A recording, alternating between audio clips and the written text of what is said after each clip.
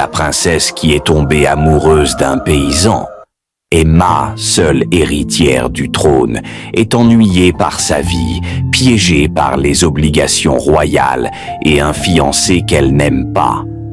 Derrière elle, sa servante l'observe, consciente du poids de la noblesse sur cette jeune fille qui rêve d'évasion. Déterminée à trouver un peu de liberté, Emma sort se promener au milieu des champs, vêtue d'une tenue simple qui cache son rang. Ses yeux brillent de curiosité et d'un désir de vie qu'elle ne trouve pas au palais. Là, au milieu des blés dorés, Moussa travaille, concentré et appliqué. Sa présence dégage une aura naturelle, séduisante et charismatique, qui attire immédiatement Emma. Elle est captivée par ce jeune homme qui incarne tout ce qu'elle n'a jamais connu: simplicité, force tranquille. Son regard est fixé sur lui, intense.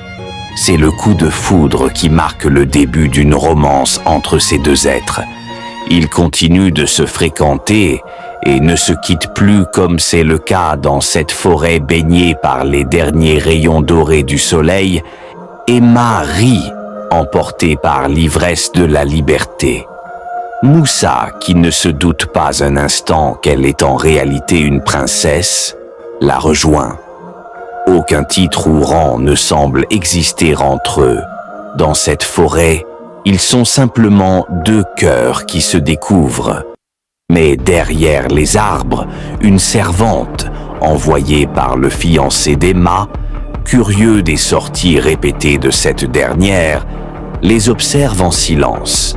Elle note chaque geste, comprenant que quelque chose se trame entre la princesse et le paysan. La nouvelle arrive au palais.